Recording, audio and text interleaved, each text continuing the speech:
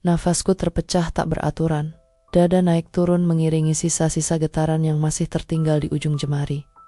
Di luar, hujan turun pelan, mengetuk-ngetuk kaca jendela yang berembun. Tapi di dalam ruang tamu kecil itu, kehangatan terasa menyiksa. Pak Rangga berdiri di depanku. Kemejanya sedikit terbuka di bagian atas, dan matanya menatapku seperti menyimpan rahasia yang tak boleh diucapkan. "Kamu yakin ini hanya sekali?" bisiknya. Aku tak menjawab, tapi tubuhku sudah terlalu jujur untuk menyangkal apa yang kulakukan. Suamiku sedang bekerja jauh di tanah asing yang penuh peluh dan kesepian, dan aku justru mencari hangat di tempat yang salah.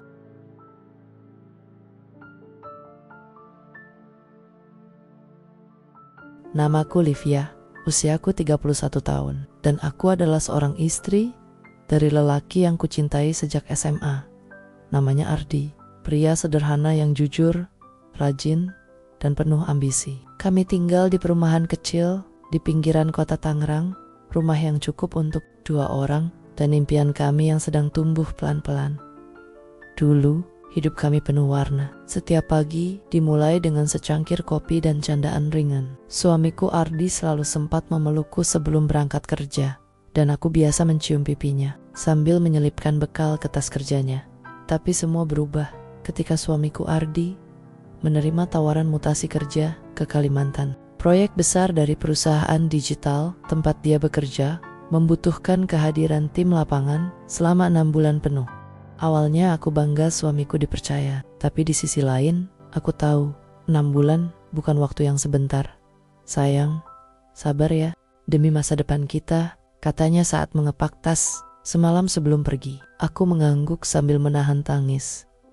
2 minggu pertama setelah kepergiannya, rumah ini masih terasa hangat. Kami video call setiap malam, saling bercerita, tertawa, meski lewat layar. Tapi setelah bulan pertama, pesan-pesan itu mulai menipis. Kadang hanya satu, "Maaf sayang, aku lembur lagi. Nanti aku hubungi lagi ya." Aku mencoba menyibukkan diri, mengambil kembali pekerjaan freelance sebagai desainer untuk tetap produktif. Di sanalah pertama kalinya aku menerima email dari seseorang bernama Rangga Satrio, Head of Digital di perusahaan tempat Ardi bekerja. Dia meminta bantuan desain presentasi untuk proyek yang ternyata dikerjakan oleh tim suamiku. Aku menyanggupi. Tentu saja, toh ini pekerjaan biasa, profesional. Tapi aku tidak tahu bahwa pertemuan pertama kami nanti akan mengubah seluruh hidupku. Hari itu, aku mengenakan blus putih sederhana dan celana panjang krem. Rambutku dikuncir seadanya. Jujur saja, aku tak berniat terlihat menawan. Toh, yang datang hanyalah orang kantor suamiku, seorang bos besar yang katanya hanya ingin membahas desain presentasi. Tapi saat pintu terbuka, aku tak siap dengan sosok yang berdiri di ambang pintu itu. Tubuhnya tinggi, tegap, wangi, dan matanya tajam tapi tenang, seolah mampu membaca pikiranku dalam sekejap. "Maaf mengganggu, Bu Livia. Saya Rangga," katanya sambil tersenyum ramah. Suaranya dalam, berkarisma, tapi tidak mengintimidasi. "Masuk aja, Pak Rangga. Silakan duduk," balasku mencoba biasa saja. Kami berbincang di ruang tamu. Awalnya memang tentang desain, tapi entah bagaimana arah percakapan itu merayap halus ke ranah pribadi. Tentang kesibukannya, tentang kesepian saat bekerja di posisi tinggi, tentang Ardi yang katanya termasuk karyawan andalan, dan tentang aku yang ditinggal suami untuk waktu yang lama. "Aku salut sama ibu, masih muda, cantik, dan bisa bertahan dalam jarak seperti ini," katanya sambil menatapku. Aku tersenyum kikuk, tapi dalam hatiku terselip satu rasa yang tak bisa aku definisikan. Setelah pertemuan itu, komunikasi kami tak lagi sebatas pekerjaan. Email berubah jadi pesan WhatsApp. Tanya desain berubah jadi tanya kabar. Kadang aku jawab singkat, tapi kadang ku biarkan obrolan itu mengalir karena aku butuh teman bicara. Dan yang membuatku sadar, ada sesuatu. Yang salah adalah aku menanti pesannya lebih dari pesan suamiku sendiri. Suamiku makin jarang memberi kabar. Alasannya masuk akal. Lembur, sinyal buruk, tekanan dari atasan, tapi tetap saja aku merasa sendiri di rumah ini. Dengan semua bayangan kenangan kami Dan Rangga, dia hadir di saat yang celahnya terbuka lebar. Suatu malam, saat aku duduk di ruang tamu sambil menyelesaikan desain, pesannya masuk. Kamu pasti capek ya, tapi kamu hebat. Aku suka semangat kamu. Aku menatap pesan itu lama. Lalu tanpa sadar, jemariku membalas. Terima kasih Pak, aku gak tahu kenapa. Tapi kata-kata itu bikin aku tenang. Ada jeda. Lalu balasan masuk. Kalau kamu butuh teman cerita, aku ada kok. Tanpa penilaian, malam itu hujan turun pelan. Dan untuk pertama kalinya, aku menggigil bukan karena dingin. Tapi karena aku takut bukan pada dia, tapi pada diriku sendiri. Sudah 3 hari Ardi tak mengirim kabar. Tidak ada pesan, tidak ada telepon. Bahkan saat aku mengirim pesan, hanya tanda centang 1 yang muncul. Aku tahu dia pasti sibuk, tapi rasanya tak adil. Kenapa aku yang harus terus mengerti? Hari itu aku duduk sendiri di ruang tamu, menatap layar laptop yang sejak tadi hanya menampilkan desain presentasi yang belum rampung. Mataku berat, hati lebih berat lagi. Aku lelah. Bukan karena pekerjaan, tapi karena kerinduan yang terasa, makin tidak berbalas. Tiba-tiba ada suara bel, kupikir kurir. Tapi saat ku buka pintu, Pak Rangga, ia berdiri sambil membawa flash disk dan 2 bungkus makanan. Maaf datang mendadak, filenya rusak pas dikirim email. Aku pikir sekalian aja aku bawa langsung. Aku juga bawain makanan. Kamu udah makan? Aku tercekat. Aku belum makan apa-apa sejak pagi. Tapi bukan itu yang membuatku tercekat, melainkan aku senang dia datang. Dan itu salah. Masuk aja Pak, kataku akhirnya. Kami duduk seperti biasa di ruang tamu. Ia membantuku menyambungkan file, lalu mulai bercerita ringan sambil menyeruput teh buatanku. Kehadirannya tenang, tidak menghakimi. Dan entah bagaimana, air mataku menetes begitu saja. Dia terdiam. Kamu capek ya? Tanyanya pelan. Aku mengangguk, tapi yang keluar dari mulutku justru aku kesepian. Ada jeda. Lalu perlahan dia mendekat. Bukan dengan niat menguasai, tapi seperti seseorang yang menawarkan tempat bersandar. Tanganku gemetar saat dia menyentuh bahuku. Aku tidak menolaknya, aku tidak memeluknya, tapi aku membiarkan tubuhku terdiam di dalam pelukannya yang terasa hangat. Pundakku menyentuh dadanya. Jantungku berdegup keras, dan untuk beberapa menit aku tidak menangis lagi. Di detik itu, aku tahu aku sudah berdiri di tepi jurang yang licin, dan 1 langkah kecil saja, aku tak akan bisa kembali jadi diriku yang dulu. Sejak malam itu, semuanya terasa berbeda, bukan karena pelukannya, tapi karena aku tak mampu lagi menahan rindu bukan kepada suamiku, melainkan kepada sosok pria lain yang hadir saat aku paling ingin bicara. Pak Rangga tak pernah bertanya soal pelukan itu. Ia seolah membiarkan semuanya mengalir begitu saja. Tapi caranya memandangku setelah kejadian itu tak lagi sama. Lebih hangat, lebih dalam, lebih membuatku takut pada diriku sendiri. Setiap kali ponselku berbunyi dan namanya muncul, aku seperti sedang bermain api. Aku bisa mampir sebentar sore ini. File revisi kemarin belum aku kembalikan. Boleh, tapi cepat ya. Aku harus Zoom meeting jam 5. Tenang aja, gak akan lama, dan aku gak akan ganggu, kecuali kamu yang minta. Balasannya, ringan, tapi tajam. Seperti ia tahu bahwa aku sebenarnya mengharapkan gangguan itu. Sore itu, ia datang lagi. Kali ini, tanpa jas, hanya kemeja lengan digulung, dan raut wajah yang seolah tidak membawa beban kerja apapun. Dan anehnya, aku juga menyambutnya lebih santai. Kami bicara bukan soal kerjaan, melainkan soal hujan, buku yang sama-sama kami suka, dan tentang rasa sepi yang tak berani kami sebut dengan nama. Di situ titik, dia menatapku. Livia, kamu tahu nggak? Kamu ini terlalu kuat. Tapi orang kuat juga boleh kok istirahat. Kalimat itu yang terdengar biasa justru membuatku kehilangan kendali. Aku ingin menyangkal, tapi air mata lebih cepat menjawab. Sore itu, kami hanya duduk di sofa, berdampingan, tak ada pelukan, tak ada sentuhan, tapi jarak di antara kami sudah terlalu tipis untuk dibiarkan aman. Di malam hari, aku menatap layar ponsel. Pesan dari Ardi masuk. Maaf, nggak bisa video call lagi. Besok pitching besar. Sabar ya, sayang. Ku tatap pesan itu lama. Lalu kututup. Lalu kubuka pesan dari Pak Rangga. Tak ada notifikasi baru, tapi aku justru membuka percakapan terakhir kami dan membacanya ulang seperti membaca surat dari seseorang yang seharusnya bukan milikku. Aku tahu ini salah, tapi siapa yang salah ketika kesepian datang bukan sebagai musuh, melainkan sebagai pelukan yang terasa aman. Setelah malam itu, aku mengambil keputusan kecil. Aku harus menjaga jarak. Aku mulai membatasi balasan pesan, menolak ajakan pertemuan, dan fokus pada pekerjaan sendiri. Setiap kali Pak Rangga mengirim pesan, aku hanya membalas singkat, tepat, dan sopan, tanpa basa-basi, tanpa emotikon. Bukan karena aku marah, tapi karena aku takut. Takut kehilangan kendali, takut menikmati perhatian yang tak seharusnya ku terima. Dan yang lebih mengerikan, aku takut aku justru mencarinya kembali. 1 minggu berlalu, rumah kembali sunyi. Tak ada suara langkah di teras. Tak ada tawa ringan dari Pak Rangga. Tak ada mata yang memperhatikanku diam-diam. Tapi sepi itu justru semakin menyiksa. Hingga suatu malam, hujan turun deras. Angin menerpa jendela, lampu sempat berkedip dan listrik padam sesaat. Aku yang tengah menyelesaikan desain di ruang tamu, terdiam dalam kegelapan.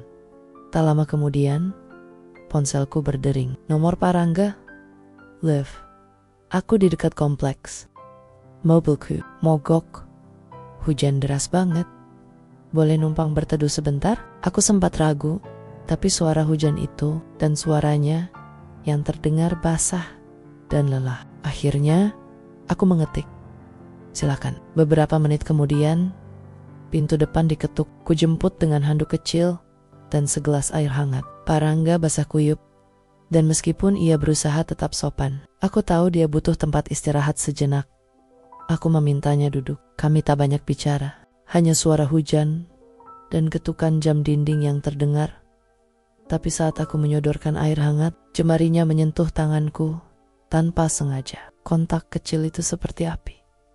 Aku menarik tanganku cepat. Ia juga terdiam, tapi saat aku menatap wajahnya, matanya tak bisa bohong. "Maaf," bisiknya. Pelan, aku mengangguk. Tapi aku tak bergerak. Dan dia pun tak pergi. Kami hanya duduk di situ, bersama diam yang tak berani berkata jujur, dengan jeda yang terlalu panjang untuk dibiarkan tanpa makna. Dan dalam benakku, aku tahu, aku mencoba lari. Tapi semesta atau mungkin hatiku sendiri terus menarikku kembali ke arah yang sama. Setelah malam hujan itu, aku tahu, aku tak bisa terus seperti ini. Aku bukan perempuan yang suka berselingkuh. Aku bukan perempuan yang mudah berpindah hati. Tapi, aku juga bukan batu. Aku punya rasa. Aku butuh dipeluk lewat perhatian. Bukan hanya janji. Aku butuh didengar. Aku butuh suamiku. Maka malam itu, aku menguatkan diri untuk bicara. Ardi akhirnya video call setelah hampir seminggu tanpa kabar. Wajahnya lelah, mata sembab. Tapi aku tak ingin menunda lebih lama, Mas. Kit, bisa bicara? Yang serius. Dia mengangguk pelan, tapi tetap menatap layar laptop sambil mengetik. Aku tunggu sampai dia menoleh penuh. Setelah beberapa detik, barulah dia berhenti dan fokus padaku. "Aku merasa sendirian di sini," kataku pelan. "Aku ngerti kamu kerja. Aku ngerti kamu capek. Tapi aku juga capek, Mas. Rumah ini terlalu sepi. Aku gak punya siapa-siapa buat cerita." Dia menghela napas lama, lalu akhirnya bicara. "Sayang, aku tahu kamu berat. Tapi bisa gak kamu tahan sedikit lagi? Tadi aku baru meeting internal, dan kemungkinan besar kontrakku diperpanjang jadi 9 bulan. Aku terdiam.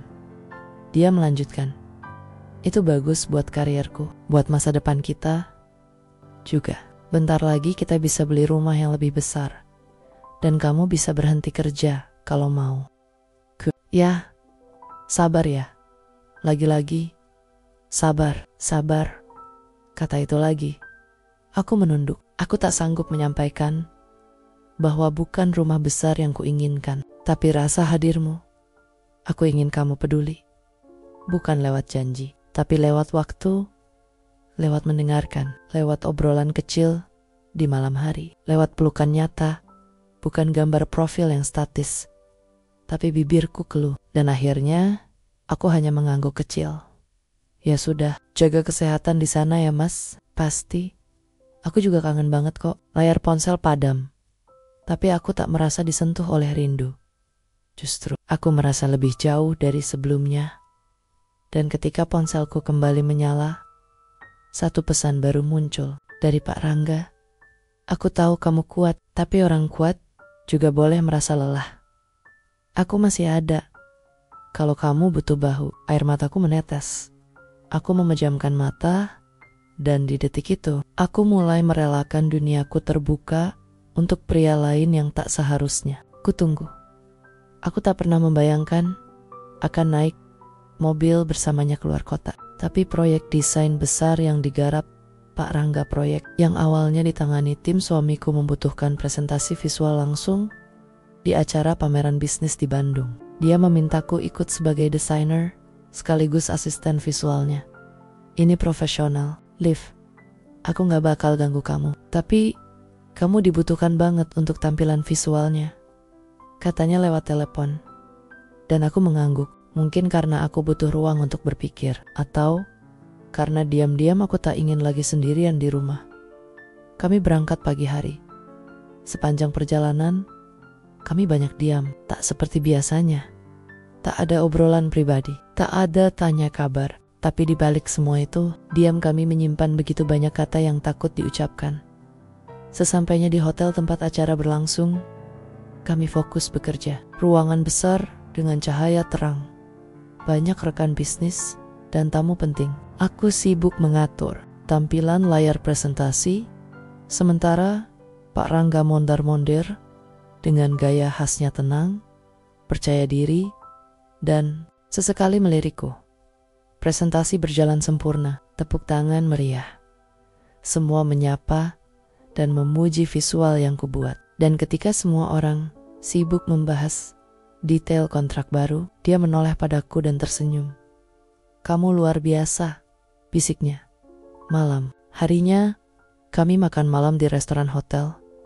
Hanya berdua. Kami sama-sama kelelahan, tapi ada sesuatu di antara kami malam itu, ketegangan yang menggantung di udara. Aku merasa seperti duduk di ujung tebing hari ini. Kayaknya kamu lebih tenang dari biasanya, ucapnya sambil memutar sendok. Aku cuma berusaha menjaga jarak.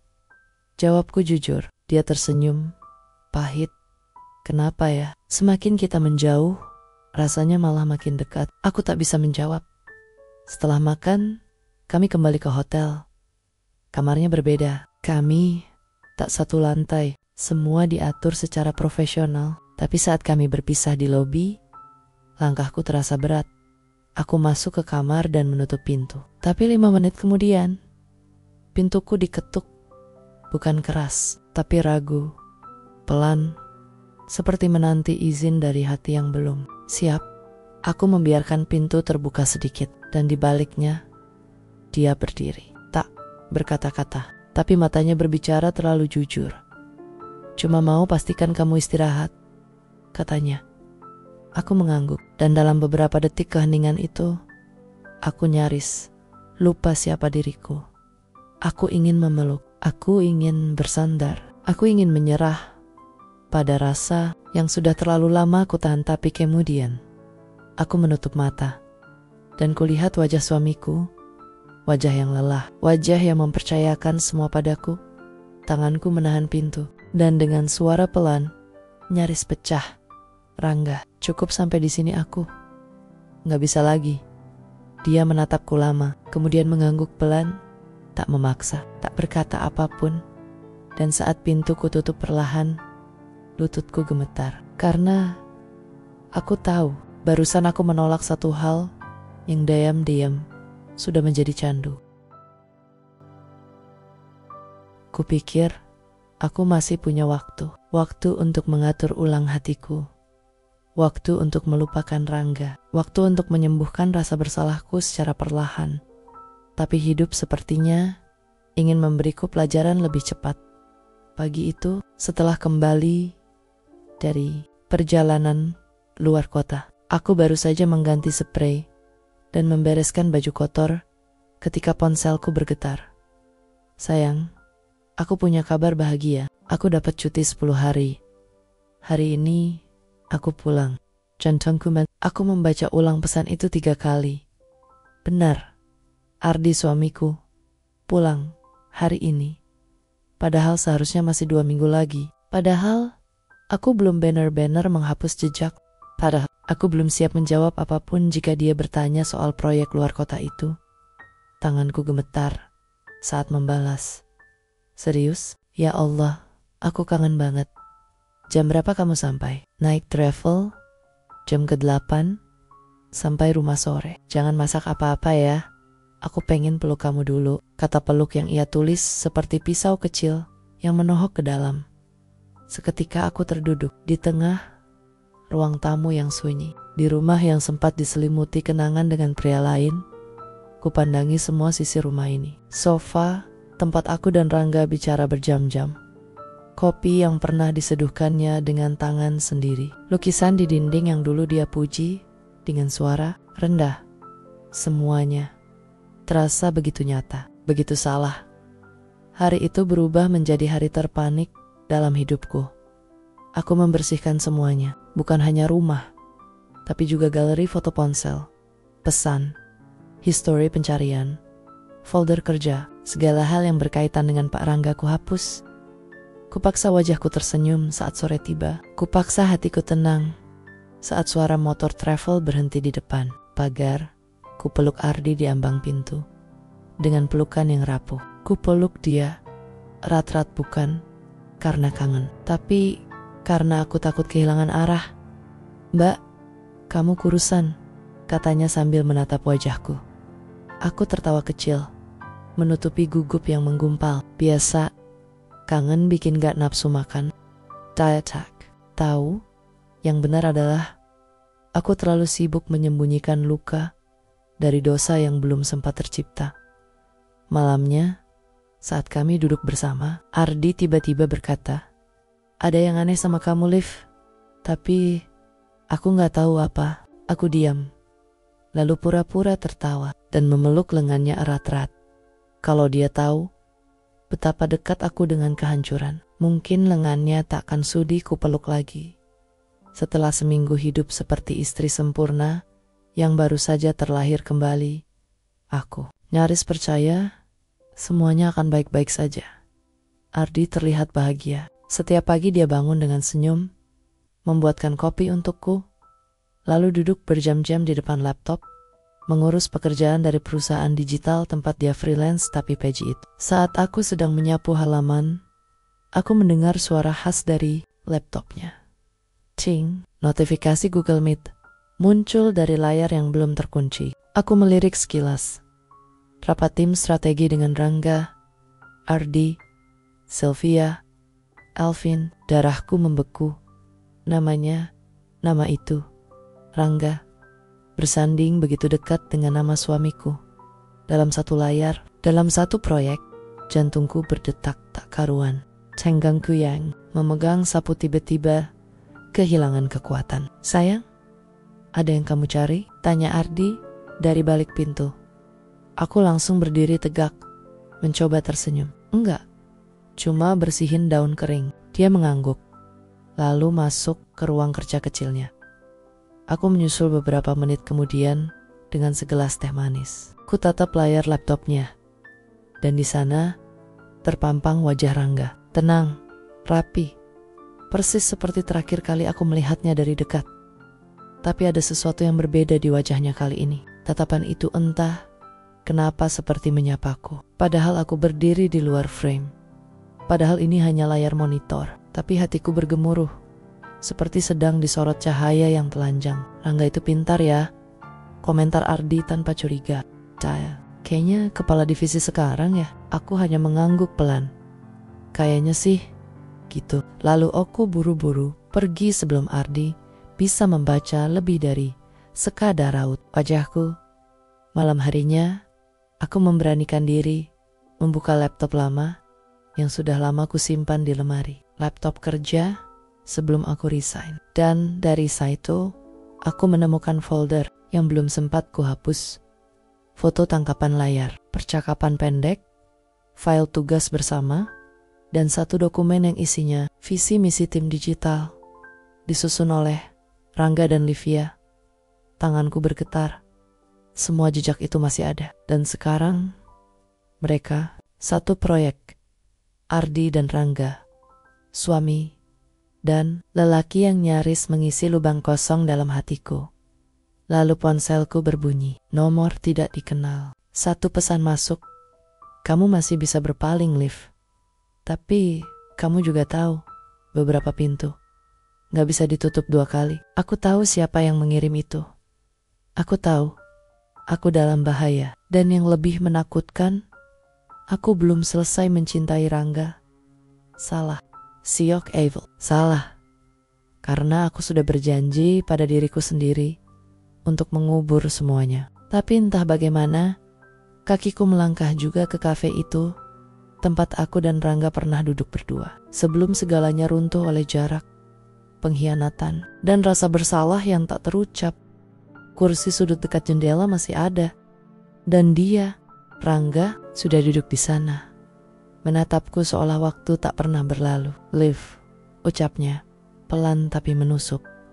Terima kasih sudah datang. Kupikir kamu gak akan pernah mau ketemu lagi. Aku duduk menjaga jarak. Tanganku gemetar memegang gelas kopi yang belum kusentuh. Aku gak tahu kenapa aku datang. Kataku lirih. Dia tertawa pahit.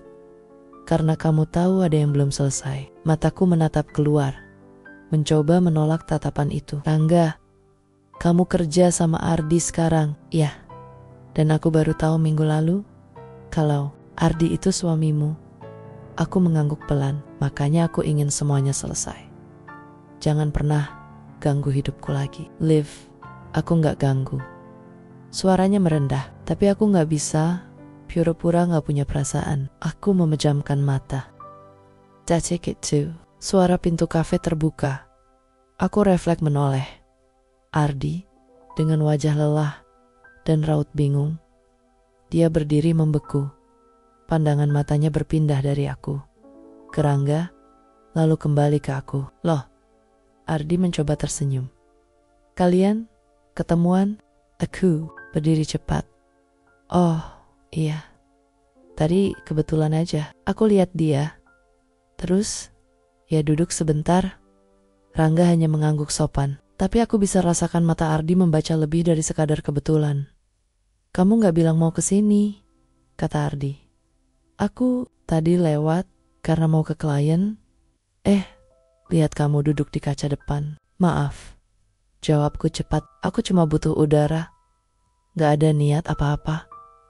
Kami bertiga berdiri canggung. Lalu Rangga angkat tangan sejenak. Saya pamit dulu Mas Ardi. Senang kerjasama di tim yang sama. Semoga proyek ini lancar ya. Ardi menggengkok. Pelan. Iya, terima kasih. Rangga pergi, tapi aroma kopi dan luka lama masih tertinggal malam itu di rumah. Ardi menatapku lama dari balik meja makan. Kamu kenal Rangga udah lama ya? Suara itu pelan, tapi menusuk. Aku menggeleng, dulu pernah kerja bareng. Udah, itu aja.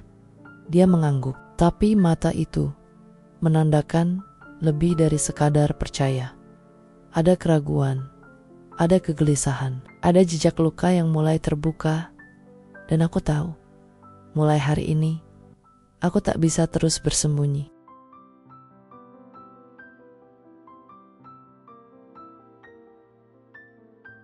Tiga hari terakhir, Ardi pulang dengan diam. Tidak lagi menyapa dengan pelukan.